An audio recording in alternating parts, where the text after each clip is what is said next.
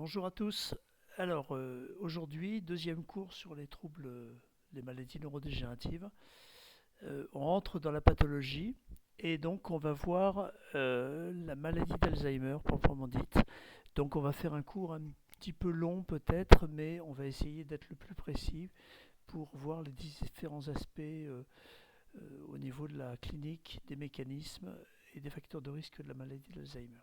Donc on bascule sur le diaporama.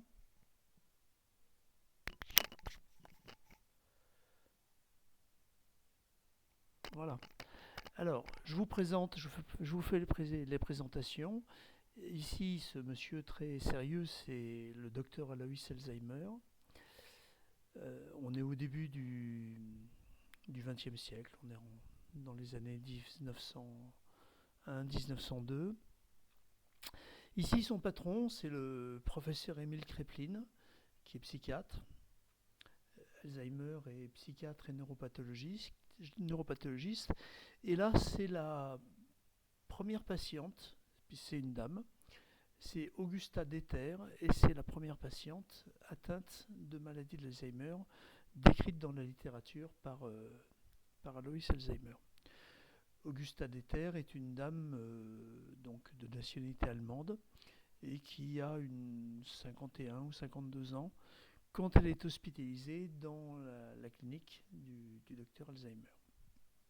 Bien. Alors, est-ce que c'est une maladie rare? Pas vraiment. On pense qu'au minimum, il y a 900 000 malades en France, ça c'est l'étude PACWID. Peut-être on a sans doute passé le million. Et on pense que dans le monde, ça c'est des chiffres de l'OMS, difficile à dire, hein, parce qu'il y a des pays où, déjà dans les pays d'Europe, on a du mal à savoir. Alors en Afrique par exemple, ou en Asie, au moins 35 millions de malades dans le monde. Est-ce qu'il y a des personnes célèbres? Oui, vous allez tout de suite reconnaître Annie Girardot, qui a eu un Oscar pour son dernier rôle, et elle a appris son rôle, et elle a réussi à le jouer avec une maladie d'Alzheimer. Peter Falk, Colombo, l'inspecteur Colombo.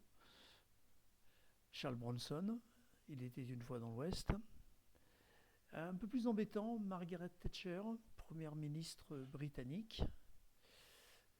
Ronald Reagan, président des États-Unis, et plus près de nous, Jacques Chirac. Jacques Chirac, ça n'a jamais été vraiment dit, mais bon, déjà il a eu un accident vasculaire cérébral hémorragique, donc peut-être qu'il avait une angiopathie amyloïde et une maladie d'Alzheimer. En tout cas, voilà, il a fini. Vous voyez ce changement de rictus à la fin, il avait en permanence cette espèce de rictus que l'on voit sur toutes les photos et les dernières vidéos de Jacques Chirac. Alors un peu d'histoire, donc je vous présente la Dream Team de la clinique de Munich. On reconnaît ici Alois Alzheimer. Son assistant, c'est Gaetano Perugini, le co-inventeur de la maladie d'Alzheimer. Celui qui se planque là, c'est Friedrich Lévy qui découvrira ou qui a découvert les corps de Lévy. Et lui, c'est Ugo Serletti qui est l'inventeur de la sismothérapie et plein d'autres personnes très célèbres. Et puis derrière, on voit les différents croquis de cellules parce que finalement, tous ces gens-là, ces premiers auteurs, étaient finalement les premiers à observer les cerveaux des patients et à faire des descriptions anatomiques des découpes de cerveau de leurs patients. Donc Alois Alzheimer, Ugo Serletti, inventeur de la sismothérapie, Gaetano Perugini, Friedrich Lévy, et tout ça sous la direction d'Émile Kraepelin. Alors Émile Kraepelin a été le premier auteur, l'auteur du premier traité de psychiatrie, qui était la première nosologie sur les maladies psychiatriques. C'est un peu l'ancêtre du DSM-5. Et c'est sans doute grâce à Kraepelin que d'abord Alzheimer a été célèbre et que le nom de maladie d'Alzheimer est passé à la postérité. Parce que dans son ouvrage, dans son traité de psychiatrie, il y avait un article consacré à la maladie éponyme, à la maladie d'Alzheimer. Donc on est en 1901. Alois Alzheimer, psychiatre et neuropathologiste, reçoit Auguste Deter, qui a 51 ans. Et Alors il la reçoit d'abord à l'hôpital de Francfort, où elle est hospitalisée jusqu'à son décès en 1906.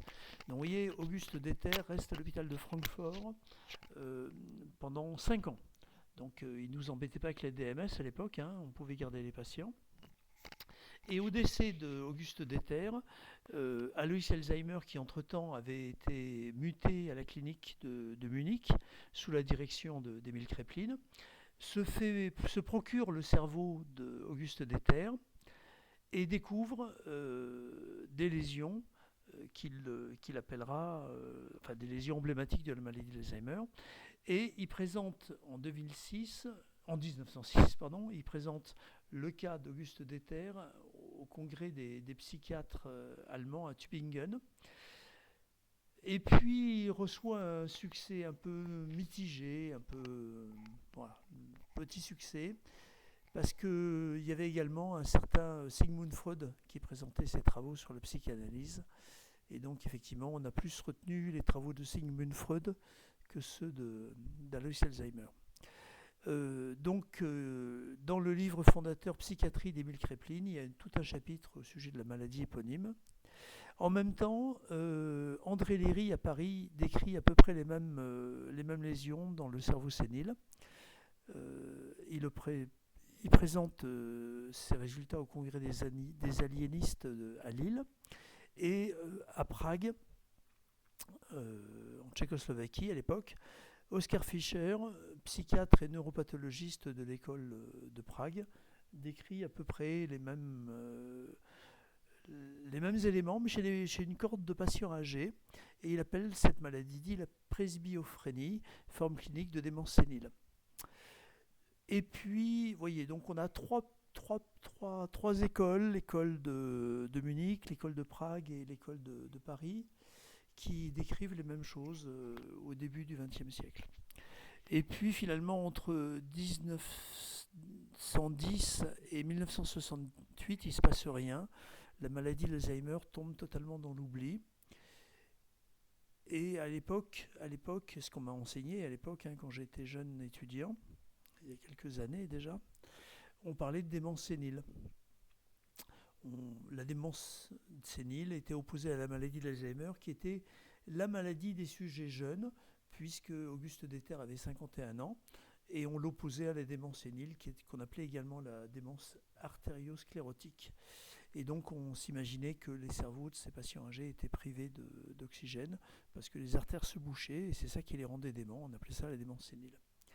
Et puis en 1976, alors on est à l'après-guerre, on commence à soigner les gens, on invente la pénicilline, on invente la cortisone, premiers neuroleptiques, premiers antipsychotiques, premiers antidépresseurs. Bref, l'espérance de vie augmente. Et aux États-Unis, un certain Robert Katzmann constate une analogie de lésions cérébrales entre la maladie d'Alzheimer, donc historiquement celle des sujets jeunes, et la démence sénile, donc des patients âgés. Et on constate dans les années 70-80 une augmentation spectaculaire de l'espérance de vie. Et Robert Katzmann va publier un éditorial célèbre, Alzheimer, a Major Killer. Donc ça se passe de traduction. Et il évoque un risque d'épidémie de démence de type Alzheimer. Parce qu'à l'époque, on abandonne le terme de démence sénile, on parle de démence de type Alzheimer. Et puis les choses vont s'accélérer. Premier médicament en 1994, la tacrine, rapidement arrêté parce que cytotoxique. Et puis les médicaments qu'on connaît actuellement, l'Aricept, 97, l'Exelon, 98, le Réminil, 2002, les Bixa. Tout ça jusqu'en 2016 où la commission de transparence de l'HAS donne un avis de déremboursement qui sera suivi d'un déremboursement effectif décidé par Agnès Buzyn. Donc on est au début de la présidence Sarkozy. Agnès Buzyn est la première ministre de la Santé de Sarkozy. Et le 1er août 2018, on dérembourse ces médicaments. Bon. Et puis, à côté de ça, on commence à travailler, on travaille depuis longtemps sur ce qu'on appelle des disease modifying, c'est-à-dire des médicaments qui sont censés modifier ou arrêter le processus pathologique, parce que jusqu'à présent, ces médicaments n'étaient que des traitements symptomatiques. Et on a des résultats prometteurs avec l'aducanumab, enfin faiblement prometteurs, on va dire, et la FDA, qui avait autorisé de façon un peu rapide la tacrine aux États-Unis en 1994, récidive en autorisant l'aducanumab, malgré un faible niveau de preuve. Ça, c'est en juin 2021, donc ça fait bientôt 2 ans. Mais la France et l'Europe ne suivent pas, fort heureusement, parce que l'aducanumab ne semble pas être très efficace comme traitement curatif de la maladie de l'Alzheimer et a de nombreux effets secondaires. Donc elle est faiblement utilisée aux États-Unis et non remboursée. Je crois que ça coûte 45 000 € par an. Donc il y a quelques Américains fortunés avec un début d'Alzheimer qui sont sous aducanumab. Et puis fin 2022, on a des essais en phase 3 positifs pour 2 molécules, le lecanemab et le donanemab. Et donc on espère dans les années qui viennent avoir des médicaments qui vont enfin nous permettre de modifier le parcours évolutif de la maladie d'Alzheimer. Alors la physiopathologie, on n'est pas sûr exactement de savoir ce qui se passe. On sait qu'il y a 2 processus neurodégénératifs différents. La dégénérescence neurofibrillaire et les plaques amyloïdes qu'on appelait avant les plaques séniles. Alors, la dégénérescence neurofibrillaire, c'est la protéine de la pathologie de la protéine Tau. La protéine Tau, c'est le squelette du neurone et c'est une protéine qui est impliquée dans la plasticité neuronale. En fait, quand les neurones font synapse, c'est la protéine Tau qui est à la manœuvre et qui crée des espèces de tunnels qui vont permettre le transfert des neurotransmetteurs d'un neurone à un neurone. Et ces tunnels, c'est véritablement le squelette du neurone. Et donc, en permanence, on défait des synapses en permanence.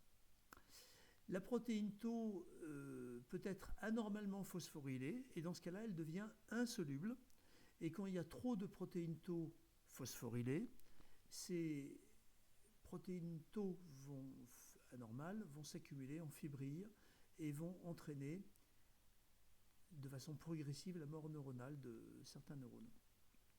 Le problème, c'est que cette protéine est retrouvée à partir de 50 ans dans certains neurones du cortex cérébral qu'on appelle le cortex entorhinal. Le cortex entorhinal, c'est à la base du cerveau, à la base du lobe temporal, exactement. Donc, à côté finalement de l'hippocampe. Et à partir de 50 ans, on retrouve des lésions de protéines Tau dans ce cortex entorhinal et on les retrouve chez quasiment tous les patients âgés de plus de 80 ans. Et donc c'est une atteinte intracellulaire. Mais de façon physiologique, il y a quelques lésions Tau qui vont rester sagement dans le cortex entorhinal mais qui ne vont pas progresser. Donc probablement, voilà, ça c'est une représentation d'un tubule et la protéine Tau vient stabiliser les microtubules et quand elle est trop phosphorylée, vous voyez, c'est les petits trucs, les petites boules jaunes là, eh bien elle va se détacher des tubules, désorganiser le tubule et venir s'agréger et faire des fibrilles qui sont donc composées, ces grandes fibrilles-là, sont composées de protéines Tau anormalement phosphorylées, insolubles. À côté de ça, on a des plaques amyloïdes, ex-plaques séniles, donc ça c'est une atteinte extracellulaire. La protéine en cause, c'est une protéine amyloïde, ce qu'on appelle l'amyloïde précurseur protéine, qui va être une protéine mère transmembranaire qui se trouve à la fois à travers la membrane et hors de la cellule, donc dans la cellule et hors cellulaire, donc transmembranaire. Cette protéine peut être clivée en plusieurs fragments et il y a un fragment qui est pathologique, qui est insoluble, c'est le fragment A-bêta 1,42. Donc le fragment A-bêta 1,42, quand il est produit en excès, va s'accumuler et va former des plaques amyloïdes. Donc c'est la surproduction du peptide 1,42 qui est à l'origine des plaques amyloïdes. Alors les plaques amyloïdes, ça c'est les neurones, et les plaques amyloïdes, c'est ce qui est représenté comme des boules jaunes, et qui va rendre bien entendu les neurones malades. Donc voilà une autre représentation, j'ai trouvé ces belles images sur internet, donc c'est une accumulation extracellulaire. Alors l'hypothèse physiologique actuelle, parce que pendant longtemps il y a eu une bataille entre ceux qui pensaient que la première protéine pathologique c'était pour la protéine Tau, ceux qui pensaient que la première protéine pathologique c'était le peptide amyloïde. Actuellement, on pense donc qu'il y a une apparition relativement physiologique de lésions Tau phosphorylées à la base du lobe temporal interne, donc ce que je disais tout à l'heure dans le cortex entorhinal, et qu'il n'y a pas d'extension des lésions. Ces lésions peuvent rester localisées au cortex entorhinal pendant pas mal de temps, il ne se passe pas grand-chose. Parallèlement, on peut avoir un envahissement pathologique de tout le cerveau par une accumulation de peptides amyloïdes, donc par une accumulation de plaques amyloïdes, de plaques séniles. Et il semblerait que ce soit cette accumulation de peptides amyloïdes qui soit le déclencheur de la pathologie, c'est-à-dire que les deux types de lésions vont se rencontrer, et la prolifération en plaques amyloïdes va entraîner une explosion des lésions Tau qui vont quitter le cortex entorhinal et finir par occuper tout le cerveau. Les lésions Tau vont progresser de neurone à neurone, c'est ce qu'on appelle une progression prion-like, comme les maladies à prion. Et finalement, autant l'envahissement pathologique par peptide amyloïde n'est pas localisé une zone du cerveau, intéresse à peu près tout le cerveau, autant l'accumulation de protéines Tau est superposable aux répercussions cliniques, ou en d'autres termes, on peut calquer la progression clinique avec la progression des lésions Tau dans le cerveau. Alors, voilà comment ça se passe. Au début, le cortex entorhinal, donc ça c'est une coupe frontale coronale du cerveau. Donc là on voit l'hippocampe, hein, d'accord. Là on a le lobe temporal, et là on a le cortex entorhinal, c'est vraiment la base du lobe temporal. Donc à la jonction entre l'hippocampe, hein, d'accord, et le lobe temporal externe. Donc le cortex entorhinal, c'est cette zone frontière entre les deux. Eh bien, au début, donc c'est bien gentil, on a quelques lésions entorhinales, et puis ça va progresser, ça va venir intéresser tout le lobe temporal interne, dont l'hippocampe. Donc là, déjà, on a une atteinte de l'hippocampe. Et puis à la fin, ça va venir coloniser tout le cortex quand on est au dernier stade de la maladie. Le processus neurodégénératif est bien entendu progressif et très lent, hein. Mort neuronale, diminution du volume du cerveau, installation séquentielle et hiérarchisée des lésions Tau, et corrélation entre le processus neurodégénératif Tau et les répercussions cliniques. Alors, ça donne, voilà ce que ça donne. Donc vous avez un cerveau vu de l'extérieur, ça c'est le lobe frontal, donc ça c'est l'avant, et ça c'est le lobe occipital, c'est l'arrière, et ça c'est le cerveau en coupe. Donc on retrouve ces lésions au niveau du cortex entorhinal ou transentorhinal. Donc au début, ça reste très sagement à ce niveau-là. Et puis ça va venir progresser donc du cortex transentorhinal vers le cortex entorhinal, puis vers l'hippocampe. Donc c'est ce qu'on voyait déjà sur les coupes de tout à l'heure. Donc à ce moment-là, on peut déjà voir, enfin le patient peut déjà se plaindre de sa mémoire quand ça touche l'hippocampe. Puis ça va progresser. Ça va coloniser le lobe temporal antérieur, le lobe temporal inférieur, puis le lobe temporal moyen. À ce stade, le lobe temporal est atteint en intégralité, mais les lésions restent localisées au lobe temporal. Et puis ça va quitter le temporal pour aller dans ce qu'on appelle les régions associatives polymodales. Donc on va avoir une progression vers le lobe pariétal et vers le lobe frontal de façon à peu près concomitante. Puis ça va progresser pour finir par atteindre les régions visuelles, les régions motrices. Les régions motrices en sachant que les aires primaires motrices et les aires primaires sensitives et les aires primaires visuelles sont respectées. C'est les aires associatives qui sont touchées jusqu'à avoir une atteinte finalement de tout le cerveau en fin d'évolution. Alors, les facteurs de risque. Donc ça, c'est la physiologie. C'est ce qu'on pense connaître de la maladie de l'Alzheimer à ce jour. Les facteurs de risque. Est-ce que c'est une maladie génétique? Oui et non. Dans la forme familiale autosomique, il y a une forme familiale autosomique dominante qui représente maximum 1% des malades. Il y a un gène muté, c'est le gène soit de la précéline 1, soit de l'APP, soit de la précéline 2. C'est une forme autosomique dominante, ce qui fait que si vous avez, le plus fréquent c'est précéline 1, si vous avez une mutation précéline 1 sur le chromosome 14, donc si vous êtes hétérozygote, le gène va s'exprimer et la maladie va se déclarer environ à 50 ans. Si vous avez des enfants, vous avez une chance sur 2 de transmettre ce gène à vos enfants. Si les enfants n'ont pas le gène, ils sont tranquilles. S'ils ont le gène, ils auront la maladie au même âge que le parent. Et en général, on va retrouver des cas à chaque génération. Ça ne saute pas de génération, ce qu'on appelle la pénétrance est totale. Probablement que le cas d'Alois Alzheimer, que d'Augusta Deter, la première patiente d'Alois Alzheimer, qui avait 51 ans au moment où elle est hospitalisée, on pense que c'est peut-être une mutation précéline 1. Dans la forme sporadique, donc 99%, eh bien, il y a des facteurs de risque. Le principal facteur de risque, c'est l'apolipoprotéine, qui est un transporteur du cholestérol.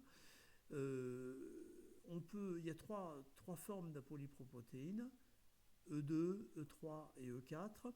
E3, c'est le plus fréquent, et l'ordre ratio est de 1. C'est-à-dire que quand vous êtes E3, E3, c'est le risque nominal. Si vous êtes E2, E2, l'ordre ratio est de 0,6, ce qui veut dire que vous êtes relativement protégé de la maladie. Pas totalement, mais relativement protégé. Par contre, si vous avez la malchance d'avoir une copie E4, voire 2 copies E4, alors là, l'ordre ratio, il explose. Il est de 3 si vous êtes E4 hétérozygote.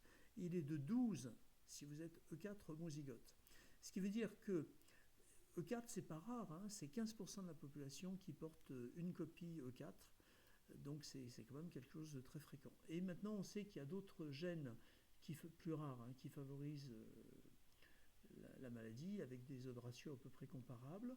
Et puis, on décrit plein de gènes, peut-être 75 déterminants génétiques.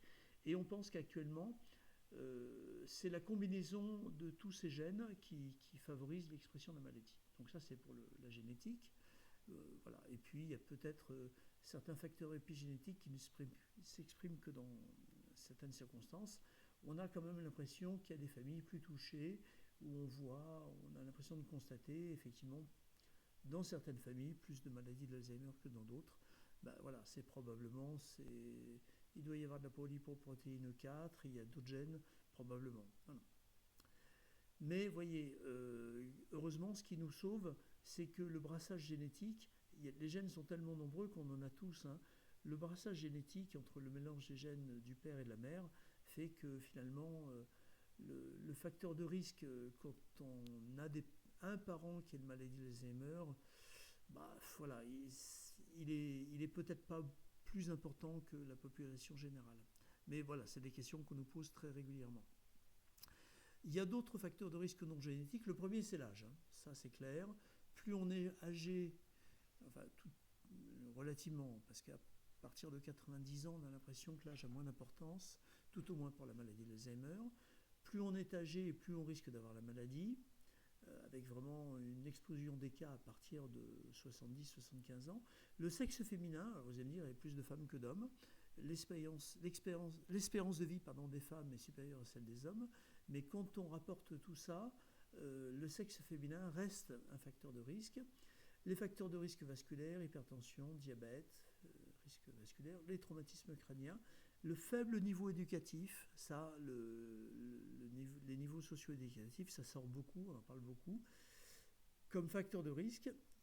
Et à contrario, le haut niveau socio-éducatif étant un facteur de protection, la dépression, l'anxiété, et l'exposition aux benzodiazépines, ça c'est très très très débattu, mais bon, c'est un argument utilisé pour dire qu'il ne faut pas prendre de benzodiazépines.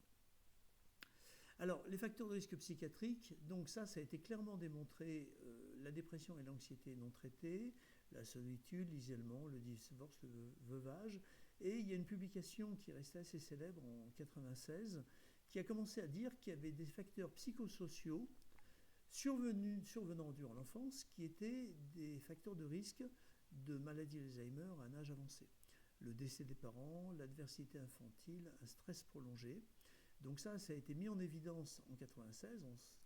On s'est dit, voilà, que finalement c'était durant toute la vie qu'on avait peut-être des éléments qui pouvaient entraîner une maladie d'Alzheimer à l'âge adulte. Et puis on pense que certaines personnalités, ce qu'on appelle les personnalités du cluster C, selon la classification DSM, donc les personnalités évitantes, dépendantes et obsessionnelles, surtout dépendantes et évitantes, sont des personnalités plus à risque de maladie d'Alzheimer. Ça, c'est une publication du professeur Jean-Pierre Clément en 2010.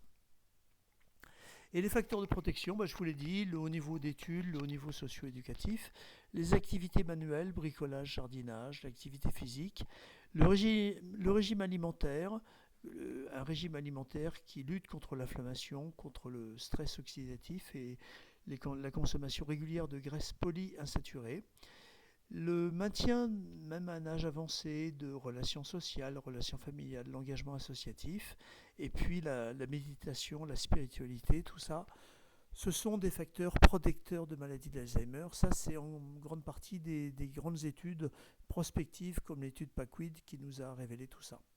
Et alors, récemment, est paru dans le Lancet, donc vous voyez, c'est une publication de 2020, une grosse méta-analyse qui a essayé de voir à chaque moment de la vie quels étaient les facteurs de risque et les facteurs de protection. Donc les facteurs de risque en début de vie, c'est le... Donc vous voyez, risque modifiable 40%, risque inconnu, ça c'est probablement la génétique. Donc on pense actuellement que la génétique c'est 60% et que le risque modifiable c'est 40%. Donc ça vaut le coup quand même de s'y intéresser. Petit niveau d'études, 7%. Au milieu de la vie, la baisse de l'audition, 8%. C'est le facteur de risque modifiable le plus important. Donc, quand on commence à mal entendre, il faut porter des appareils auditifs. Les traumatismes crâniens, 3%. L'hypertension, 3%. L'alcool, alors, ils sont plus généreux que nous, c'est 21 unités par semaine, 1%, et l'obésité, 1%. Et puis, en dernière partie de vie, le fait de fumer, 5%, la dépression, 4%, l'isolement social, 4%, l'inactivité physique, 2%, la pollution de l'air, ça on n'y peut pas grand-chose, 2%, et le diabète, 1%. Donc vous voyez, il y a quand même, le plus important, ça reste la baisse de l'audition en midlife. Ça, c'est vraiment quelque chose qui... Voilà ce qu'on doit retenir de cette étude, c'est qu'il faut appareiller les gens quand ils commencent à moins bien entendre. Donc c'est une maladie multifactorielle, prédisposition génétique en particulier avec la lipoprotéine E4, peut-être des personnalités à risque, de l'anxiété, de la dépression, le risque vasculaire, j'aurais dû rajouter l'audition, et puis le mode de vie. C'est vraiment une maladie plurifactorielle. Alors, quelle est la clinique de la maladie d'Alzheimer ? On va d'abord voir quels sont les stades cliniques. Ça, c'est le plus important à déterminer finalement. On a plusieurs stades. On a un stade asymptomatique où la protéine tau et le peptide amyloïde sont déjà présents. Ça veut dire que si on fait une ponction lombaire à ces patients qui ne sont pas malades, j'entends, ils ne sont pas malades, on fait une ponction lombaire, on a une maladie d'Alzheimer biologique. Bon, très bien. Ça, c'est le stade asymptomatique. On a un premier stade préclinique qu'on appelle le subjective cognitive decline ou subjective cognitive impairment. Subjective cognitive decline, c'est GSN 2014. Subjective cognitive impairment, j'ai oublié son nom, c'est un auteur américain, un collègue de Petersen. Je crois que c'est 2008. En fait, c'est des patients qui ont une plainte cognitive Reisberg. Voilà, Reisberg. C'est des patients qui ont une plainte cognitive, en général une plainte mnésique, mais un examen clinique normal. En fait, ils se plaignent de leur mémoire, mais quand on dit examen clinique, c'est examen psychologique, tout ça, neuropsychologique, c'est normal. Mais c'est des patients qui se plaignent de leur mémoire, donc c'est potentiellement des patients, enfin c'est pas encore des patients parce qu'ils ne sont pas malades, mais c'est potentiellement des personnes qui peuvent basculer vers le stade suivant, qui est le stade prodromal. Donc ça c'est le MCI, Mild Cognitive Impairment de Petersen, 1998. C'est des patients qui ont un trouble neurocognitif léger selon DSM-5. Ils ont une plainte cognitive. Cette plainte est confirmée par le bilan neuropsychologique, c'est qu'ils ont un déficit cognitif, en général mnésique, mais ils restent autonomes. Donc c'est des patients qui sont encore capables de vivre seuls, c'est-à-dire que l'autonomie est préservée, et s'il y a une perte d'autonomie, cette perte d'autonomie est vraiment subtile et n'entraîne pas d'incapacité. Et le stade démentiel, qui était le stade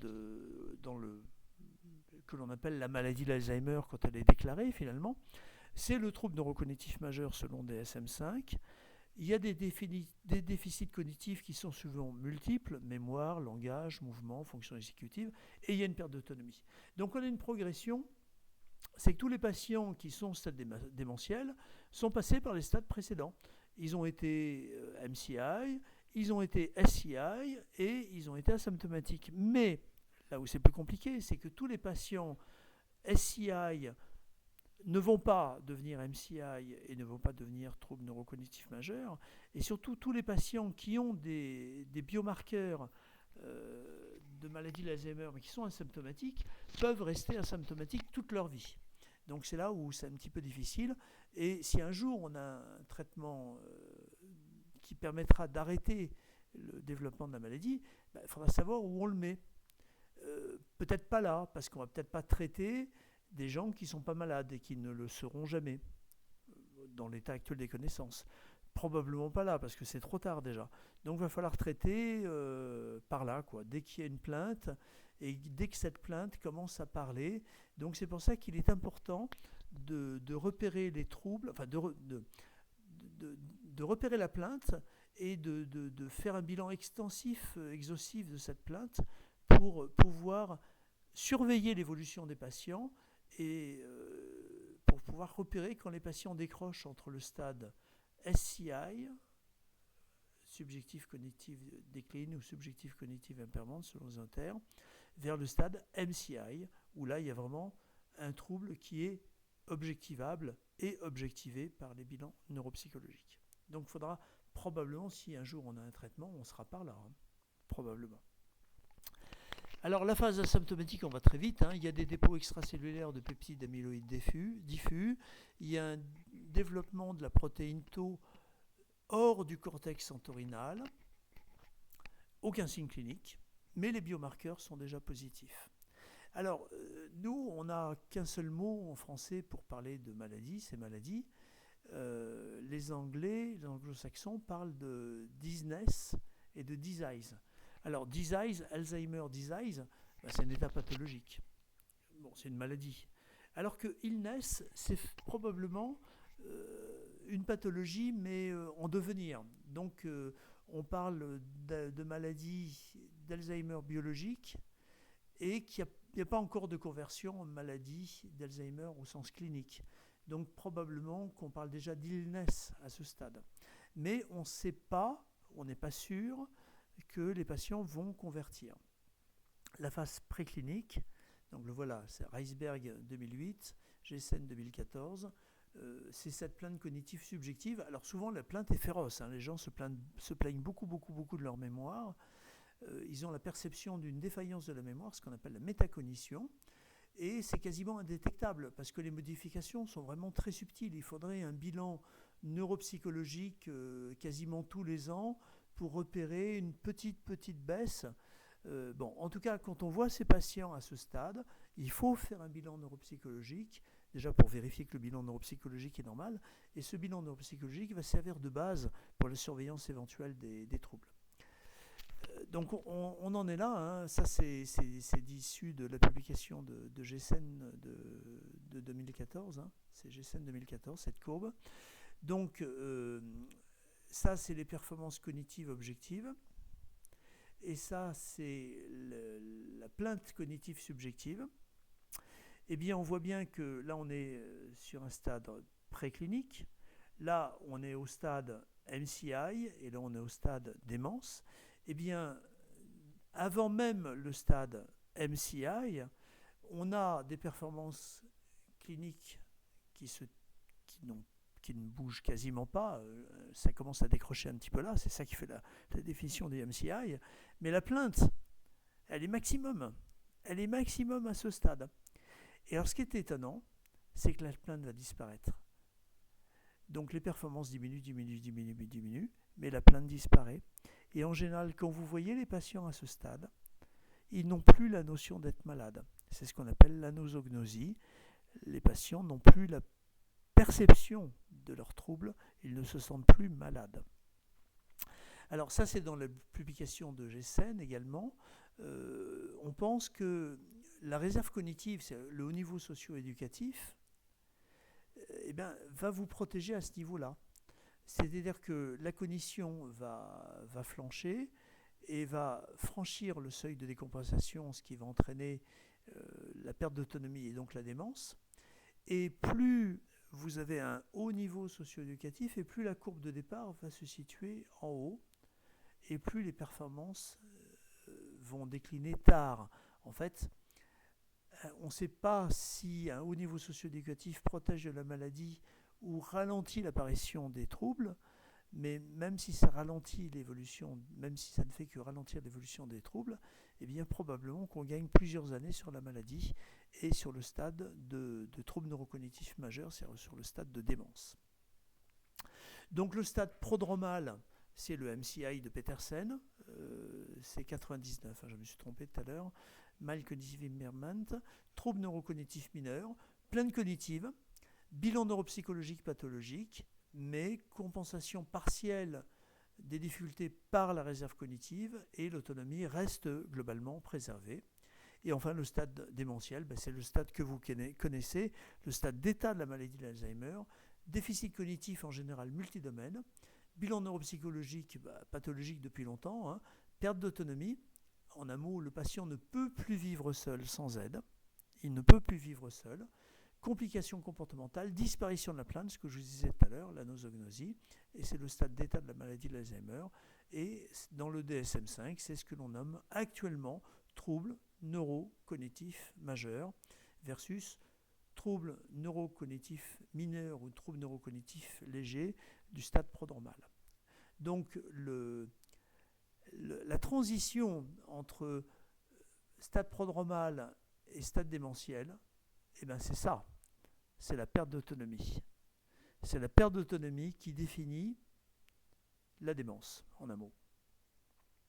Ça, c'est des diapos que j'ai empruntés à mon copain, le professeur Bernard Michel, Bernard François Michel de Sainte-Marguerite, un grand neurologue qui a beaucoup travaillé sur la maladie d'Alzheimer et qui avait effectivement repris ces stades, le vieillissement normal, il n'y a pas de lésion, il n'y a pas de symptômes, la maladie préclinique, la maladie prodromale et le stade de maladie déclarée. Alors, il annonçait des chiffres, je ne sais pas s'ils sont exacts, je ne sais pas d'où il sort ces chiffres, je reprends, c'est les chiffres de Bernard. On pense qu'il y a, ça on est à peu près d'accord, il y a 1 million de patients qui ont une maladie d'Alzheimer. Pas de plainte, ce que je disais tout à l'heure. Bernard Michel pense qu'il y a à peu près 3 millions de patients MCI, qu'il y aurait 6 millions de patients avec une plainte cognitive subjective pour une dizaine de millions de patients de plus de 65 ans qui, eux, n'ont pas de plainte.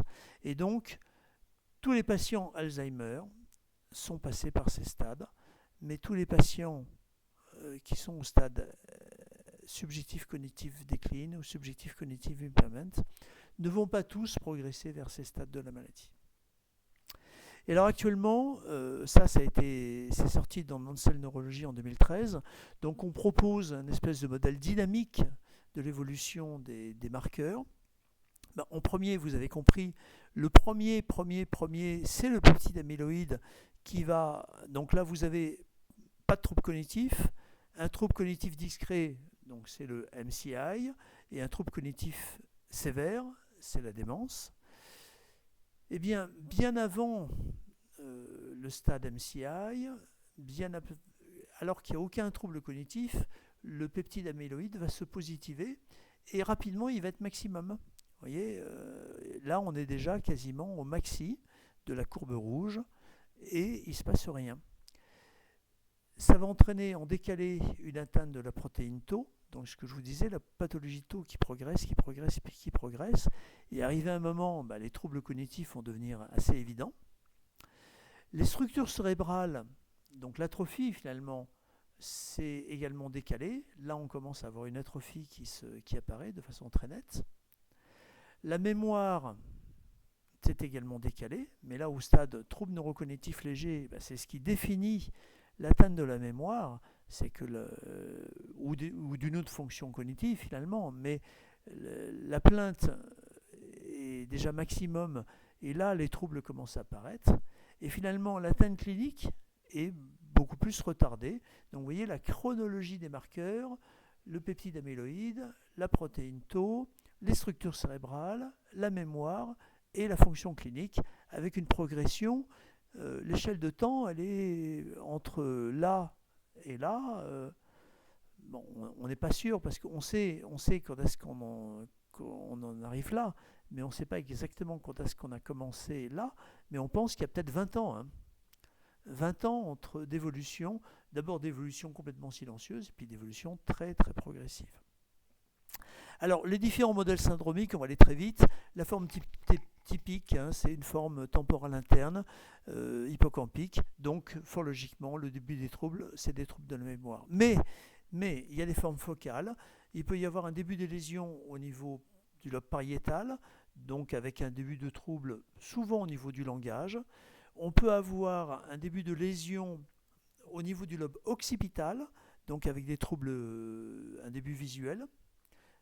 Donc le mode d'entrée est plutôt visuel, c'est ce qu'on appelle l'atrophie corticale postérieure. Et puis on peut avoir un début d'atteinte au niveau frontal, avec une atteinte dysexécutive et comportementale au premier plan. Bon, ça c'est des formes focales plus rares, mais enfin ça existe. Retenez que la forme typique, c'est quand même une forme qui commence par des troubles de la mémoire. Alors, quelle est la symptomatologie de la maladie de l'Alzheimer ? C'est assez simple finalement, une fois qu'on a compris un petit peu la progression des lésions. Au début, c'est une amnésie épisodique. Les lésions débutent au niveau du lobe temporal interne, cortex entorhinal, hippocampe, et donc fort logiquement, les premiers troubles, ça va être sur un trouble de la mémoire, mais pas n'importe quelle mémoire, la mémoire épisodique, donc la mémoire personnelle, la mémoire intime, et la mémoire épisodique antérograde, c'est-à-dire que tous les souvenirs anciens sont parfaitement conservés, mais le patient va avoir du mal à mémoriser des informations nouvelles. Donc c'est l'acquisition d'informations nouvelles qui entraîne un déficit de la mémoire épisodique antérograde, alors que la mémoire épisodique ancienne est, paradoxalement, non finalement, mais elle est complètement normale. Il n'y a pas d'atteinte de la mémoire épisodique rétrograde finalement. Et il n'y a pas d'atteinte non plus de la mémoire sémantique ni de la mémoire procédurale. Ça, on a vu ça au premier cours. Donc comment on va évaluer ce trouble de la mémoire ? Perte d'orientation dans le temps et dans l'espace. Perte d'orientation dans le temps alors que l'orientation dans l'espace est d'abord conservée. Le rappel, ça c'est deux tests qu'on fait sur le MMS, l'orientation dans le temps et l'orientation dans l'espace. Le rappel des 3 mots est effondré et on va observer un déficit en rappel différé des 5 mots de Dubois sans amélioration par l'indissage. C'est que vous pouvez donner tous les indices que vous voulez, le patient n'arrive pas à retrouver les 5 mots. Donc ça va signer l'atteinte de la mémoire que l'on voit typiquement dans la maladie de l'Alzheimer. Bon, pas que, bien entendu, mais ce type d'atteinte de mémoire oriente vers une maladie de l'Alzheimer. Ensuite, on va avoir une atteinte des fonctions instrumentales. Donc, en général, souvent, le premier qui apparaît, c'est l'aphasie. On touche le lobe pariétal. Donc, on va avoir une difficulté Le patient va avoir une difficulté à trouver ses mots, soit dans la conversation, soit en dénomination. Donc on va observer ce qu'on appelle un manque du mot, remplacé par des trucs, machin, bidule, choses. Donc on a un langage qui devient un peu plus difficilement compréhensible. Et puis le patient va faire ce qu'on appelle des périphrases à valeur explicative, c'est-à-dire des espèces de circonvolutions de langage pour compenser le mot qui manque. Et puis petit à petit, on va arriver à une désorganisation du langage, puis en fin de course, en fin de maladie, à un mutisme. On va avoir également une progression, donc toujours vers le lobe pariétal, mais également vers le lobe occipital. On va observer une apraxie, c'est une difficulté à effectuer des gestes, utilisation d'objets, difficulté à cuisiner, à bricoler. Bon, bricoler c'est plus anecdotique, mais enfin cuisiner c'est important. Apraxie d'habillage, difficulté à se laver. Puis une agnosie, c'est une difficulté pour reconnaître les visages, les objets, trouble de la reconnaissance des proches, erreur d'identification des visages. Et ça, c'est une phase qui est souvent, qui n'est pas systématique, hein, mais qui est très douloureuse pour l'entourage. C'est-à-dire que quand le patient ne reconnaît plus ses proches, vous imaginez, le patient est en EHPAD, souvent, les enfants viennent lui rendre visite et il ne reconnaît même pas ses enfants, quoi. Donc pour les enfants, il y a une perte de sens totale et c'est très très douloureux. Et puis on va avoir également, comme on a vu, alors on va voir comment on évalue les fonctions instrumentales, dénomination d'objets sur le MMS. Bon, c'est basique, hein, la montre, le crayon, mais enfin déjà on peut l'observer si c'est déjà bien avancé. La répétition de phrases complexes du MMS, pas de mais, de si ni de et. Donc répétez après moi la phrase qui veut rien dire, mais vous la répétez à la syllabe près, pas de mais, de si ni de et, ou l'incapacité à recopier les polygones du MMS sans erreur. Et puis on le voit également sur le test du cadran de l'horloge, difficulté à construire l'horloge, donc il y a des chiffres qui vont être au-delà de 12, entre 12 et 23, un mélange des chiffres des heures et des minutes. De temps en temps, le patient met le 12 en haut, puis il va mettre le 15, le 30, le 45. Et erreur de position et surtout de proportion des aiguilles. On demande en général 11h10 et le patient peut faire 11h-10, mettre une aiguille sur le 11 et une aiguille sur le 10 au lieu de mettre une aiguille sur le 11 et une aiguille sur le 2. Et puis faire deux aiguilles de la même taille par exemple. Et puis enfin, on va avoir une atteinte des fonctions exécutives. Donc ça va progresser vers le frontal. Donc trouble des fonctions exécutives, défaut de planification de l'action, défaut d'inhibition, défaut de flexibilité mentale. Et cette atteinte des fonctions exécutives qui sont nécessaires pour la planification, la réalisation et le contrôle d'activités nouvelles, complexes ou conflictuelles va entraîner une perte d'autonomie sur les IADL, activités instrumentales de la vie quotidienne, comme préparer les repas, gérer son budget, gérer ses médicaments et bien entendu conduire. Et puis cette perte des fonctions exécutives va entraîner une incapacité à s'adapter aux changements, remplacement d'appareils électroménagers ou alors déménagement, changement de lieu de vie. J'ai des patients qui ont un lieu de villégiature ou qui partent d'origine étrangère. Donc j'en ai vu il n'y a pas très longtemps qui est parti en Sicile, c'est son village natal. Eh bien, l'arrivée en Sicile a été très compliquée. La patiente a mis plusieurs jours à s'adapter et le retour en France a été encore plus compliqué. Donc la consigne, c'est de dire il va falloir, je suis désolé de le dire, mais il va falloir arrêter de voyager, s'installer dans un lieu de vie et puis en bouger, parce qu'on voit bien que tout changement, tout déménagement est source de perturbation et source quelque part de confusion et de perturbations qui vont aggraver la maladie. Donc comment on évalue les fonctions exécutives ? Sur des fonctions intentionnelles, par exemple le calcul mental du MMS.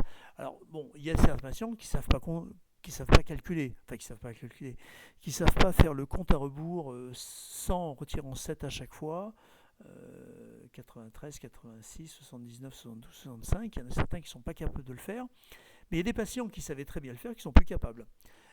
On le voit sur la planification, sur la stratégie pour la construction du test du cadran de l'horloge, et on le voit sur une batterie que l'on doit réaliser, la BREF, batterie rapide d'efficience frontale. Et puis on le voit également sur la perte d'autonomie, avec en premier une perte de certaines IADL, comme conduire, prendre son traitement ou gérer son budget, globalement gérer toutes ses tâches administratives, déclarer les impôts, payer ses factures et tout. Donc il faut toujours se situer par rapport à ce que savait faire le patient avant. Un patient qui n'a jamais géré son budget, on le voit encore, on voit des dames qui ne gèrent pas les comptes, c'est le mari qui le fait. Bon, effectivement, quand le mari décède, elles peuvent s'y mettre ou pas. Donc ça n'a pas forcément de valeur. De même, un patient qui n'a jamais touché un ordinateur de sa vie, bon, ça va être difficile de se dire, bah oui, c'est pas servi à l'ordinateur. Bah oui, mais il n'a jamais su. Par contre, quelqu'un qui était à l'aise avec l'ordinateur, qui n'arrive plus à s'en servir, on peut dire qu'il y a une perte au niveau des IADL. Donc ce qu'il faut toujours, quand on teste les activités instrumentales, c'est se référer à ce que le patient savait faire avant et qu'il ne sait plus faire maintenant. Et puis enfin, on va avoir une atteinte du cortex préfrontal, donc une atteinte comportementale. Donc on va avoir une progression de lésions vers le cortex orbitofrontal, dorsolatéral, singulaire antérieur, et on va observer une modification, des modifications relationnelles et comportementales, une atteinte de ce qu'on appelle la cognition sociale, c'est-à-dire la relation à l'autre, et à l'extrême, on va même avoir des troubles du comportement qui peuvent être d'allure psychiatrique en rapport avec cette atteinte du cortex préfrontal, en particulier orbitofrontal. Donc, on observe une atteinte de la cognition sociale, reconnaissance des émotions et des besoins des autres, et ce qu'on appelle la théorie de l'esprit. La théorie de l'esprit, c'est repérer les émotions ressenties par l'autre et inférer, c'est-à-dire modifier son comportement en fonction de ce que l'on pense être des émotions que l'autre, de ce que l'on pense avoir perçu des émotions des autres. En fait, on devine par du non-verbal évidemment les émotions ressenties par l'autre et on adapte son comportement en fonction de cette perception. C'est la théorie de l'esprit et bien entendu, rapidement on va avoir une atteinte de la cognition sociale. On observe souvent une modification de la personnalité et du comportement, toujours par rapport à l'antériorité, et souvent on observe une perte d'empathie, une perte de motivation et quelque part une apathie. Là on est plutôt sur le cortex singulaire antérieur, c'est des patients qui vont être de moins en moins actifs et de plus en plus passifs dans leur gestion du quotidien. Alors, il faut quand même parler de ce qui est préservé. Il y a des aires qui sont préservées, même à un stade avancé de la maladie. Les aires motrices principales sont préservées. On n'a pas d'atteinte de la force musculaire et pas d'atteinte des capacités motrices.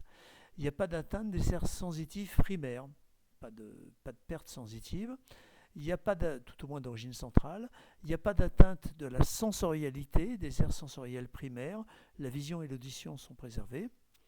Par contre, il y a une atteinte des aires associatives polymodales, donc ce qu'on appelle les aires associatives visuelles polymodales, donc ce qui va entraîner les troubles de la reconnaissance, les troubles de la compréhension, du langage et de la production de mouvements. Tout ça, ça va être dû à cette atteinte des aires associatives unimodales ou polymodales, mais les aires primaires, elles, sont préservées. On ne sait pas bien pourquoi, mais elles sont préservées de la maladie. Alors, enfin, si on fait, ça c'était la clinique finalement cognitive de la maladie d'Alzheimer. Maintenant, quels sont les signes non neurologiques et les modifications comportementales, donc les signes finalement non cognitifs que l'on observe et qu'il faut également être attentif et rechercher. Tout d'abord, alors ça tombe souvent quand je pose des questions, c'est important, les troubles somatiques. On décrit une réduction du goût et de l'odorat. Bon, c'est pas très grave en soi, mais ça peut participer à la dénutrition. On décrit une altération de l'équilibre et des chutes un peu plus fréquentes. Alors ça, c'est embêtant parce que ça veut dire qu'il va y avoir un début des chutes, donc un risque de traumatisme de plus en plus important. Et puis quand la maladie s'installe véritablement, on observe en général une incontinence d'abord urinaire puis fécale, donc ce qui va commencer à poser des problèmes au niveau de l'autonomie, un amaigrissement quasi systématique dans cette maladie, des troubles de la déglutition qui vont entraîner des fausses routes et qui vont entraîner des pneumopathies d'inhalation. Ces pneumopathies d'inhalation vont aggraver la dénutrition, vont aggraver un déficit immunitaire acquis. Donc, on a déjà un vieillissement du système immunitaire. Ce vieillissement immunitaire va être aggravé par la dénutrition. Et à la fin, on va observer des troubles de la marche, des traumatismes à répétition, et puis à terme, des patients qui vont devenir grabataires, qui ne seront plus en état de marcher, et puis surtout qui vont avoir des escarres. C'est la phase où les patients commencent à être, sont plus capables de marcher, donc sont d'abord en fauteuil, puis à la fin cloués au lit. Des troubles de l'autonomie, ça on l'a vu, sur les activités instrumentales de la vie quotidienne d'abord, et puis quand la maladie s'aggrave, sur les activités de base de la vie quotidienne. Donc on fait bien la distinction entre IADL et ADL. Les IADL, c'est utiliser le téléphone, utiliser les moyens de transport, conduire, prendre le bus, prendre le taxi, prendre le métro quand on est dans les grandes villes, gérer ses médicaments, gérer ses finances, gérer son administratif en général. Alors ça, c'est plus féminin, donc faire ses courses, préparer les repas, faire le ménage, faire la lessive, ça ne s'applique pas chez tout le monde. Il y a des hommes qui n'ont jamais préparé les repas, ils ne savent même pas où est la cuisine, qui n'ont jamais fait de ménage, qui n'ont jamais fait la lessive, donc on ne va pas... Enfin, c'est difficile d'évaluer leur capacité pour des choses qu'ils n'ont jamais faites. A contrario, il y a des dames qui n'ont jamais conduit. C'est le mari qui conduit, pas la femme. Bon. Le téléphone, les médicaments, les finances, ça c'est un peu plus universel, c'est un peu plus unisexe, si je puis dire. Mais voilà, donc il faut, encore une fois, il faut repérer ce qui était fait avant et ce qui n'est plus fait maintenant. C'est vraiment ça qui est important dans la perte d'autonomie sur les activités instrumentales. Et après les activités instrumentales, vous avez les activités de base de la vie quotidienne, les activités of daily living, ADL, l'hygiène corporelle, l'habillage, l'élimination, la locomotion, la continence et la prise des repas. Alors, ce n'est pas tout à fait pareil. On peut être incontinent, mais gérer son élimination, c'est-à-dire gérer ses protections, ou on peut être incontinent et être incapable de gérer son élimination. Donc, c'est ces 6 items, donc la prise des repas, pas la préparation. C'est ces 6 items qui sont explorés dans les activités instrumentales de la vie quotidienne. Ensuite, on va observer des troubles de l'interaction sociale. Le patient va d'abord se retirer de certaines activités, soit parce qu'il est démotivé, soit parce qu'il ne voit plus l'intérêt, soit parce qu'il prend conscience de ses difficultés et il veut éviter de se mettre en échec, donc on va observer des attitudes d'évitement. Donc si le patient, je me souviens très bien, un patient qui jouait à la belote, qui d'un seul coup s'est retrouvé en difficulté parce qu'il ne savait plus jouer, eh bien, il s'est arrêté de jouer, net. Pareil, un patient qui était prof de judo, dont il voulait faire son activité à la retraite, il a développé une maladie d'Alzheimer, il s'est retrouvé en difficulté du jour au lendemain, parce que le judo, il faut vraiment une bonne vision du corps, c'est très praxique, hein, donc il devait avoir une apraxie qui débutait, et donc du jour au lendemain, il s'est arrêté d'aller au judo alors qu'il le faisait tous les jours.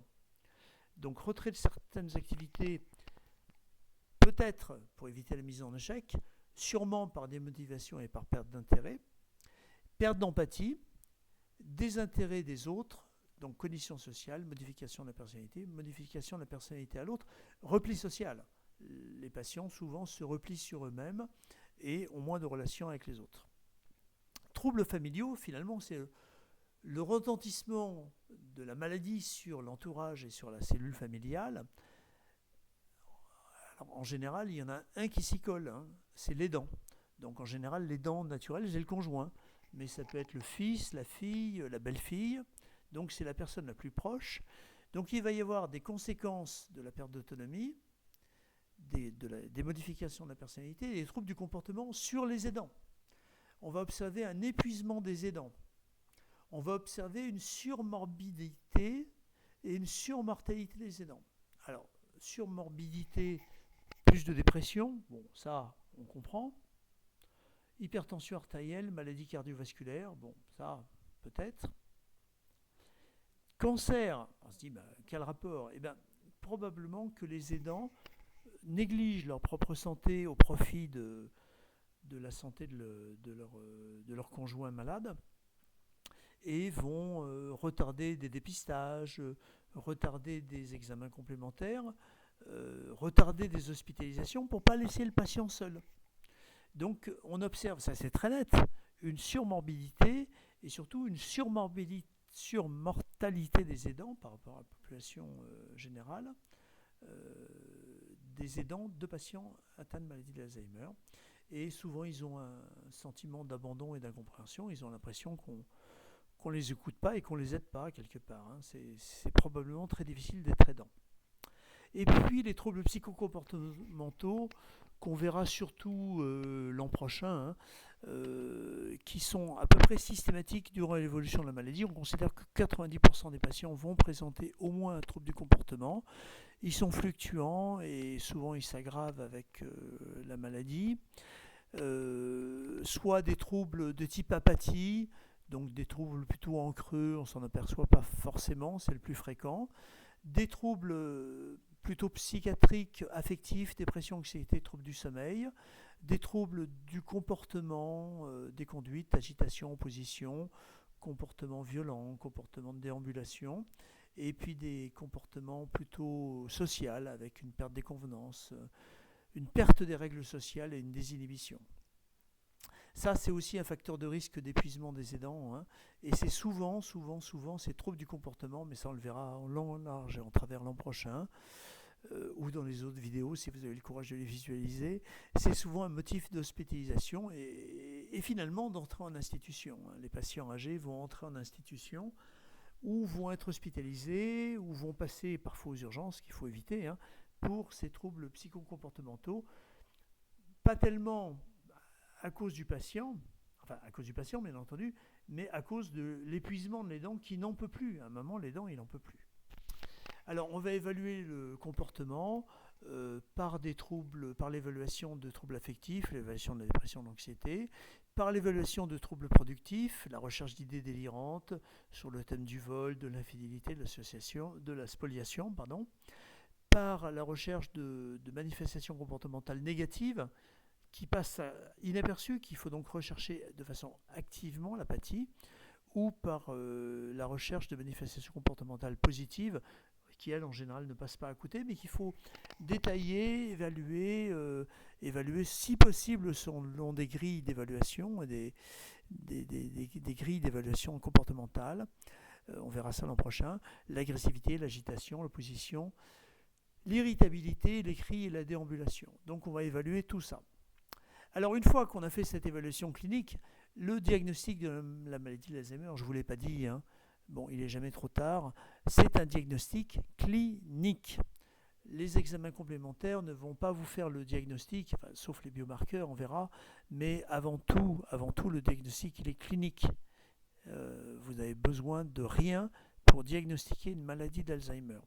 Il faut quand même faire des examens complémentaires, à commencer par une imagerie cérébrale.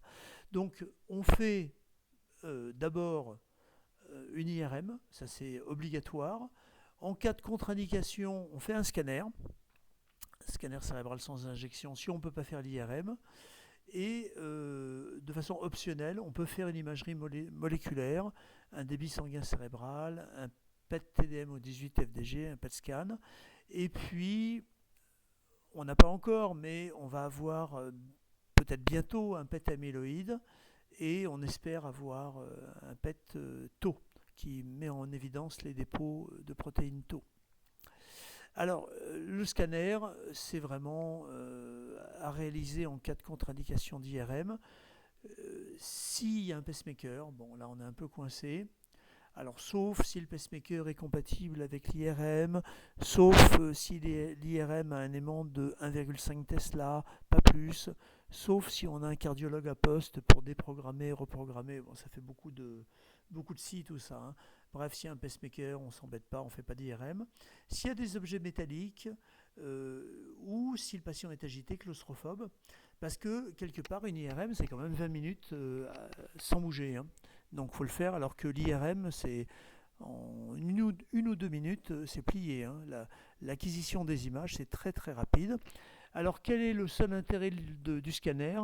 Finalement, c'est éliminer une autre pathologie, un accident vasculaire cérébral, un hématome intraparenchymateux, donc un saignement intracérébral, un saignement sous-dural, une tumeur, des métastases.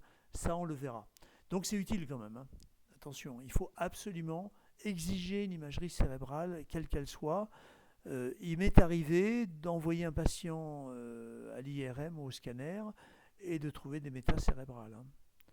Donc on se dit, heureusement qu'on a fait l'imagerie, quoi. Heureusement. Parce que si c'est une tumeur primitive ou des métas qui ne sont pas trop nombreuses, et qui est évidemment que la maladie cancéreuse va être révélée par des métastases cérébrales, alerte rouge, on bascule vers l'oncologie et on recherche la tumeur primaire. Et si possible, on essaie de la guérir. Et bien souvent, les troubles cognitifs, c'est la cause, c'est la maladie métastatique, hein, ou la tumeur primitive ou les métastases cérébrales. Donc il faut exiger, on ne peut pas faire un diagnostic de maladie d'Alzheimer sans un minimum d'imagerie. Alors bon, si tout va bien, on fait une IRM. Alors voilà, l'IRM, c'est l'imagerie morphologique de choix. On va rechercher une atrophie qui va prédominer aux hippocampes, une atrophie des aires pariétales postérieures, ce qu'on appelle des aires associatives multimodales, et on va rechercher une imagerie vasculaire associée. Alors voilà des exemples d'IRM. Donc voilà une magnifique coupe sagittale du cerveau de Homer Simpson, vous l'avez tous reconnu, avec une importante atrophie cérébrale, c'est une énorme boîte crânienne, un tout petit cerveau. Donc plus sérieusement, voilà une IRM cérébrale normale par exemple. Vous avez, ici c'est l'hippocampe, aucune atrophie hippocampique, rien. Très très beau cerveau. Ça c'est une très belle image parce qu'on voit la différence entre la substance grise et la substance blanche. Donc ça c'est absolument magnifique. Le cortex transentorhinal il est par là, hein. Et donc ça fait la transition entre l'hippocampe qui est comme ça, qui fait ça l'hippocampe, et puis le cortex cérébral qui se continue comme ça, avec l'insula à ce niveau-là. On voit que là, donc c'est inversé, hein. Là c'est l'hippocampe droite, il y a une petite atrophie. Là c'est l'hippocampe gauche, c'est un peu plus important. On voit que l'hippocampe est moins épaisse, que la corne temporale est un peu élargie, que la scissure choroïdienne est un peu élargie également. Donc bon, là il y a déjà une petite atrophie hippocampique. Il faut l'interpréter en fonction du contexte. Mais bon, en tout cas, vous voyez, une imagerie absolument magnifique où on voit la substance blanche en blanc et la substance grise en grise. Ça, c'est une autre coupe sagittale. On voit le corps calleux, le tronc cérébral, le cervelet. La région pariétale, c'est ce qu'on appelle le précuneus, hein, c'est dans cette région, entre le sillon callo-marginal et le sillon pariéto-occipital. Souvent, c'est une zone d'intérêt qui est atrophiée. Tout ça, c'est magnifique, il n'y a rien. Bon, par contre, là, c'est moins bien, hein. Là, ça saute aux yeux. Ça, c'est ce qui reste de l'hippocampe. Je remonte, hein. Voilà, hippocampe normal. Hippocampe très pathologique. Oui, il n'y a plus d'hippocampe, on peut dire. Et ça, c'est la loge hippocampique qui est complètement dilatée et qui est associée. Bon, c'est surtout atrophié de là, mais c'est atrophié de partout, hein. Mais voilà, on voit bien qu'on a une atrophie qui prédomine au lobe temporal interne. Là aussi, on voit que c'est décollé. Le sillon ici, il est très nettement élargi. Donc on a une atteinte temporale interne, une atrophie entorhinale, tout ça. Tout est très très atrophié. Alors ensuite, on va faire de l'imagerie moléculaire, ce qu'on appelle le PET TDM au 18 FDG et les différentes scintigraphies. Ça, c'est l'ancêtre. C'est les premières scintigraphies. Alors je crois que c'était une publication sur l'aphasie primaire progressive où l'on voit une IRM normale, bon, et la scintigraphie montre que la zone temporale, donc la zone temporale gauche, fixe beaucoup moins bien que la zone temporale droite. Donc pour la première fois sur cette publication, je crois que c'était les aphasies primaires progressives et c'était Melusam, on pouvait se dire, bah oui, on a une imagerie morphologique qui est normale, mais l'imagerie fonctionnelle, c'est-à-dire le fonctionnement du cerveau, rétablit le diagnostic et on voit qu'on a une beaucoup moins bonne fixation du radiotraceur dans cette zone-là par rapport au côté contralatéral. Donc ça, c'était les balbutiements de l'imagerie morphologique. Maintenant, on a fait de gros progrès. On peut avoir, donc ça c'est l'IRM, ça c'est une imagerie au 18 FDG normale, et ça c'est une imagerie de maladie d'Alzheimer.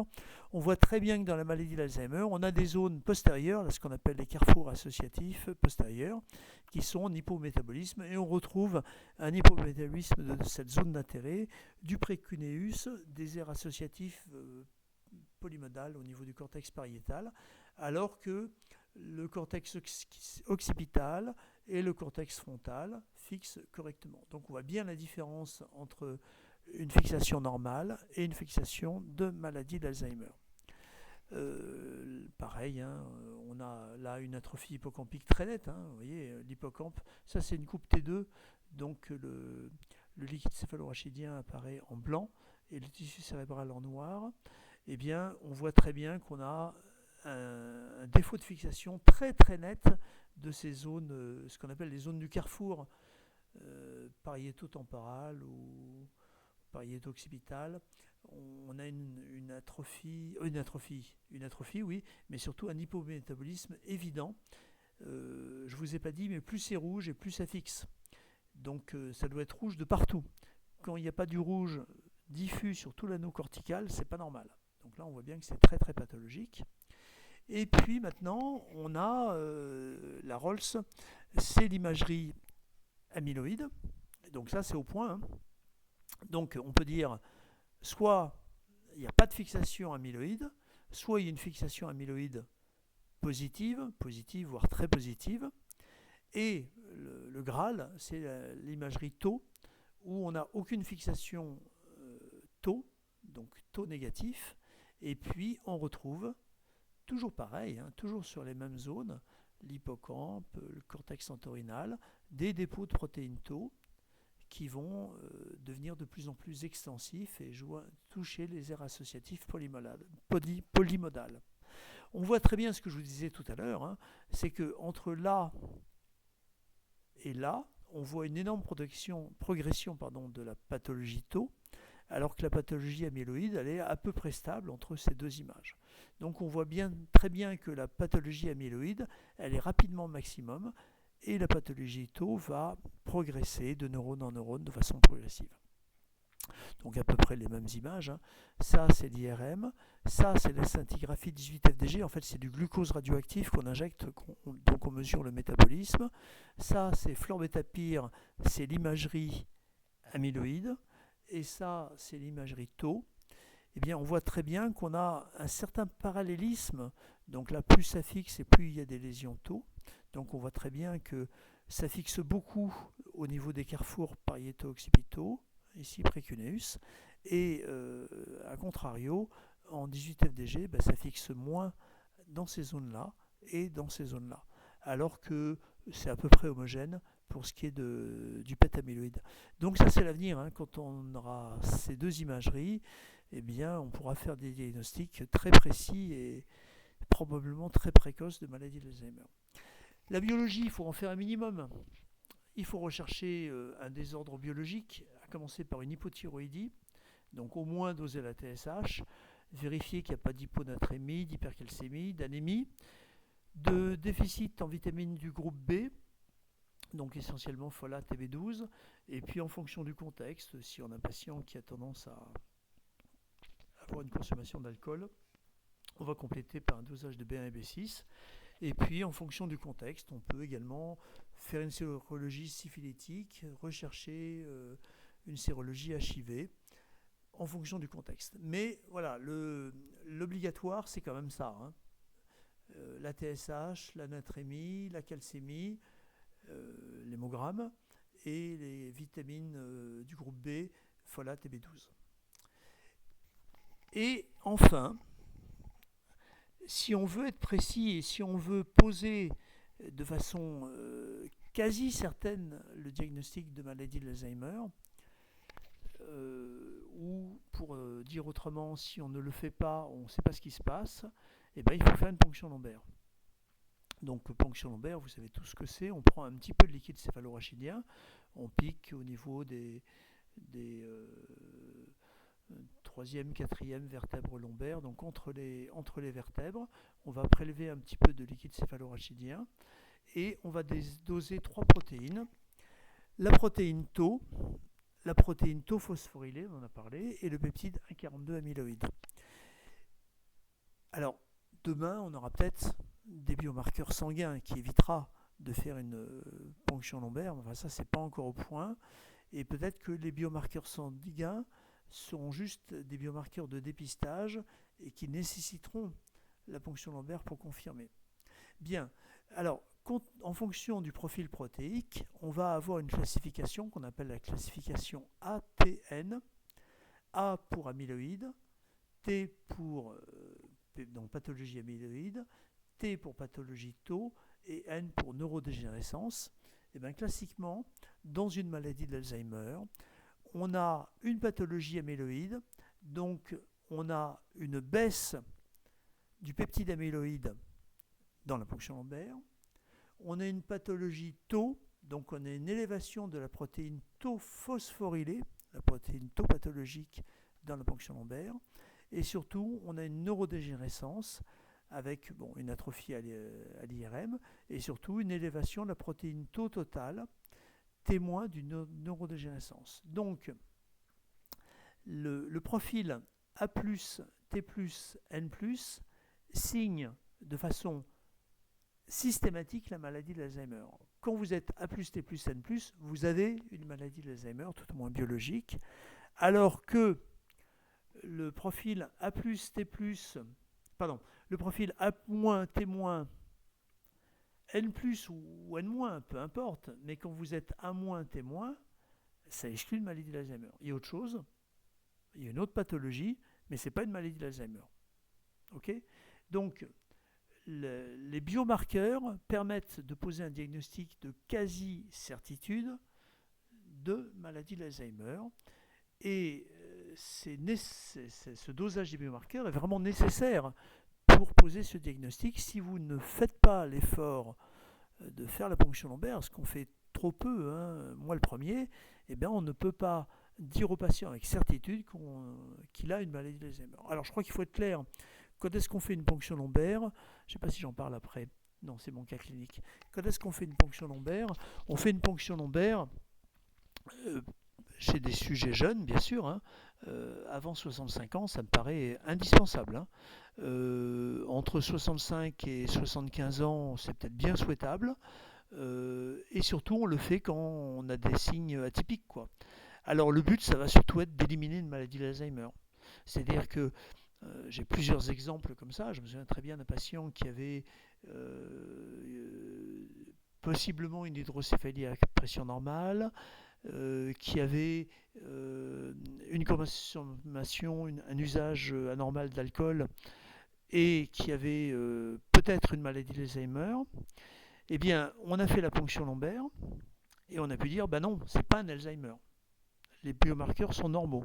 Donc c'est soit un trouble de l'usage de l'alcool, soit une hydrocéphalie à pression normale, soit une autre pathologie. C'est pas un Alzheimer. Bon, alors voilà, le suivant, le cas clinique, c'est typique. Patient de 62 ans, vous voyez, jeune, schizophrène. Il est schizophrène depuis l'âge de 25 ans, donc une schizophrénie typique survenue à l'âge adulte. Et ce patient est hospitalisé parce qu'il a une confusion et il est en perte d'autonomie. Il est traité par Risperdal, Xerocal et Depakote. Bon, déjà, on tique un peu. 2 antipsychotiques. Pourquoi 2 antipsychotiques? En général, on conseille d'en mettre un seul. Depakote, un régulateur de l'humeur. Pourquoi de la Depakote? Il y a des traitements un peu mystérieux parfois. Bon, il n'a que 62 ans. MMS, 24 sur 30. Pas terrible. Bref, 9 sur 18, très pathologique. Le 5 mois est normal, par contre.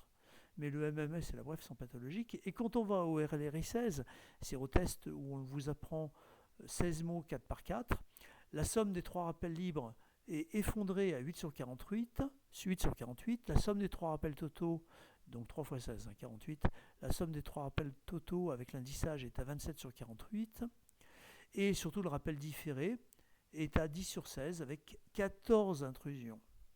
Donc on a un profil mnésique hippocampique. On fait l'IRM et on voit une belle atrophie hippocampique. Là, il n'a que 62 ans. Hein. Donc là, l'atrophie hippocampique, elle est évidente. Et donc, c'est au moins du Shelton 2. Et donc, on se dit, c'est peut-être bien une maladie d'Alzheimer. Donc, ce pauvre monsieur a peut-être une schizophrénie et une maladie de l'Alzheimer. Et c'est pour ça qu'il est en perte d'autonomie. Bon, qu'est-ce qu'on fait ? Le but, c'est d'essayer de le soigner le mieux possible, évidemment, et surtout de trouver les meilleures solutions d'avenir pour lui. En un mot, est-ce qu'il peut rentrer chez lui ou est-ce qu'il va en EHPAD ? Bon, s'il a une maladie de l'Alzheimer, il vaut peut-être mieux qu'il aille en EHPAD directement, parce que ça va s'aggraver. Il est déjà en perte d'autonomie. Par contre, s'il n'a pas de maladie de l'Alzheimer et que la perte d'autonomie est iatrogène, et c'est ce qu'on va faire, on va baisser les traitements, on va arrêter la dépacote, arrêter Xerocal et ses cures risperdal, peut-être qu'il peut s'améliorer, peut-être qu'il y a potentiel d'amélioration et qu'il peut rentrer chez lui. Bon, donc je lui propose la ponction lombaire. Il accepte, et voilà la ponction lombaire. Protéine tau à 185 pour une normale inférieure à 500, donc il n'y a pas de taupathie. Protéine phosphoto 26 pour une normale inférieure à 73, donc il n'y a pas de dégénérescence, il n'y a pas de taupathie. Et peptide amyloïde, il est à 916 pour une normale supérieure à 615, donc le patient est A-, pas d'amyloïdopathie, T-, pas de taupathie, N-, pas de neurodégénérescence en dehors de cette atrophie, mais à la PL, il n'y a pas de neurodégénérescence. Donc ça exclut la maladie d'Alzheimer. On diminue le traitement antipsychotique et le patient retrouve son autonomie et regagne son domicile. C'était pas un Alzheimer. Deuxième cas clinique, là, une patiente bien plus âgée, 86 ans, qu'on m'annonce comme malade d'Alzheimer. Bon, d'accord. Elle arrive de l'hôpital de Manosque, où il y en a un qui a été faire la ponction lombaire. Et il y a un peptide amyloïde qui est normal, mais une phosphoto légèrement élevée. Donc sur ces données, ils disent Alzheimer. Mais bon, voilà, on considère quand même que la PL est un peu douteuse. Et puis la présentation clinique est quand même tout à fait inhabituelle. La patiente présente une profonde inhibition, un profond sentiment de culpabilité. Elle a l'impression d'avoir fait du mal à son mari, de faire du mal aux autres. Donc elle a un sentiment de culpabilité qui est au devant du tableau. Elle est mutique, les troubles cognitifs sont sévères. Mais l'IRM est normal. Bon, il y a une lacune. Hein. Là, au niveau temporal antérieur, on a une lacune, on ne sait pas bien pourquoi. Mais je vous ai mis juste les coupes coronales où on voit les coupes axiales où on voit l'hippocampe. Pas d'atrophie hippocampique. Donc toute l'IRM est comme ça. Il n'y a pas d'atrophie, il n'y a pas de leucoariose. Bien, pas de vasculaire, sauf ça. L'IRM est normale. La scintigraphie retrouve un hypométabolisme frontal, oui, et temporal antérieur. Mais globalement, les carrefours associatifs postérieurs, là, ils sont parfaitement préservés. Donc on n'a pas de ce qu'on appelle de pattern d'atrophie qui évoque une maladie d'Alzheimer. Bon. Donc moi j'en fais une dépression. J'en fais une dépression atypique parce que la tristesse est absente, mais on a ce sentiment de culpabilité qui est au premier plan. On la bourre d'antidépresseurs. Et ça dure des mois. On a vraiment beaucoup de mal. Elle a venlafaxine, je crois qu'on arrive à 225 ou 300 mg de venlafaxine, donc Effexor. On rajoute du Norset, elle a 45 mg de Norset, donc la dose maximum, et on rajoute un antipsychotique parce qu'il y a toujours des idées délirantes. Hein. Elle a vraiment des idées délirantes, donc on est sur ce qu'on appelle une mélancolie délirante, hein, quelque chose de sévère. Toujours ces délires sur le sentiment de culpabilité qui sont très gênants. Donc on la met sous Zyprexa. Et puis, ça s'améliore de façon spectaculaire. Et je la revois un peu plus tard. L'autonomie est à 30 sur 30. La patiente a complètement repris son autonomie. Le MMS est à 30 sur 30. Et ça, en fait, c'est la deuxième scintigraphie que je vous ai mis. La deuxième scintigraphie de contrôle revient normale. C'est-à-dire que l'hypofixation frontale et temporale antérieure disparaît. Donc c'était bien fonctionnel en rapport avec une dépression et pas une maladie d'Alzheimer, parce que la scintigraphie se normalise sous antidépresseurs. Ça c'est décrit, hein, des hypométabolismes frontal, temporal antérieur sous l'ordre de pathologie psychiatrique, troubles bipolaires, dépression sévère, c'est décrit. Bon, elle va très bien, on arrête petit à petit les antidépresseurs, et puis patatras, au bout de quelques années, elle perd son petit chien et elle refait une dépression. Donc on reprend les traitements antidépresseurs. Et puis maintenant, ça fait au moins 8 ans que je la suis. Son mari a eu des pépins de santé. Elle a surmonté tout ça sans difficulté. Elle a repris la conduite. Elle a retrouvé toute son autonomie. C'est elle qui gère le foyer, alors que quand je l'avais reçue, c'était son mari qui faisait tout. Le mari a bien diminué et c'est elle qui assure maintenant. Donc elle a aucun trouble cognitif. Donc on peut dire que... Alors, je ne sais pas ce que veut dire cette élévation de la protéine tau et cette protéine phospho-tau légèrement élevée. Elle avait donc quelques marqueurs de maladie d'Alzheimer. Elle était dans ce qu'on appelle le continuum, mais il n'y avait pas de pathologie amyloïde. Eh bien, on peut dire qu'au bout de 8 ans, peut-être même 9 ans maintenant, elle évolue sans trouble cognitif. Et le diagnostic était vraiment une dépression sévère, ce qu'on appelle une mélancolie délirante.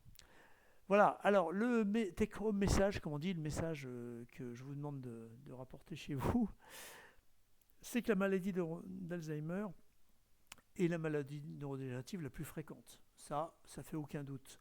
Que les troubles de la mémoire et les troubles cognitifs sont diffus et que souvent c'est les troubles de la mémoire qui sont au premier plan. Que la perte d'autonomie est inévitable avec l'évolution de la maladie. Que les troubles du comportement sont quasiment systématiques, là aussi, au stade d'état de la maladie, que le diagnostic est toujours supposé avec beaucoup de diagnostics par excès, hein, dixit les 2 premiers cas cliniques, hein. Si on n'avait pas fait la ponction lombaire là, et si on n'avait pas été jusqu'au bout avec un diagnostic différentiel, on serait resté sur ce diagnostic qui était une voie de garage de maladie d'Alzheimer, que finalement la quasi-certitude du diagnostic, avec les réserves qu'on a vues sur le cas clinique numéro 2, hein, mais en général, le cas clinique numéro 1 permet de quasiment une certitude diagnostique si les biomarqueurs sont tous positifs ou tous négatifs, que l'indication de la ponction lombaire est limitée, sauf si demain, après-demain, on a ces fameux disease modifying therapy, ces traitements qui modifient l'évolution de la maladie d'Alzheimer, le lecanemab, le donanemab. Là, il faudra faire des ponctions lombaires, hein, parce que il ne va pas être question de traiter des patients, dont on n'est pas certain de la maladie d'Alzheimer. Donc il faudra absolument être certain de la maladie d'Alzheimer pour pouvoir proposer une ponction lombaire. Enfin, il faudra faire une ponction lombaire pour être certain de la maladie d'Alzheimer avant de proposer ces traitements, si un jour on les a, qui ne sont pas quand même des traitements anodins, hein. Donc il faudra être sûr de son coup. Voilà, on a fini le diaporama. Donc je rebascule sur la vidéo. Et voilà. Non, pardon. Voilà. J'ai basculé sur la vidéo. Donc voilà, on a fini le cours sur la maladie d'Alzheimer. Vous aurez ensuite un cours spécifique sur la maladie à corps de Lévy. Cette année, j'ai un peu changé et j'ai fait donc un cours spécifique sur la maladie à corps de Lévy parce que c'est vraiment une maladie qu'il faut connaître et qui est très fréquente. Et donc, il faut absolument que ça mérite, à mon avis, un cours entier. Et un dernier cours sur les troubles neurocognitifs non Alzheimer, non corps de Lévy, qui sont peut-être un petit peu plus rares, encore plus difficiles à diagnostiquer, mais qu'il faut absolument diagnostiquer parce que certaines de ces pathologies sont curables, absolument curables. Et donc, je pense qu'il faut faire très attention de ne pas mettre tout le monde vers la voie de garage Alzheimer. Ça, c'est un peu trop facile. Donc voilà. Donc, je vous remercie pour votre attention et je vous dis à bientôt sur ma chaîne YouTube et sur ce petit cours sur la maladie d'Alzheimer qui a quand même duré 1h30. Hein, donc je vous remercie pour votre attention. Voilà, je vous souhaite une très bonne journée et à très bientôt. Au revoir. Ciao.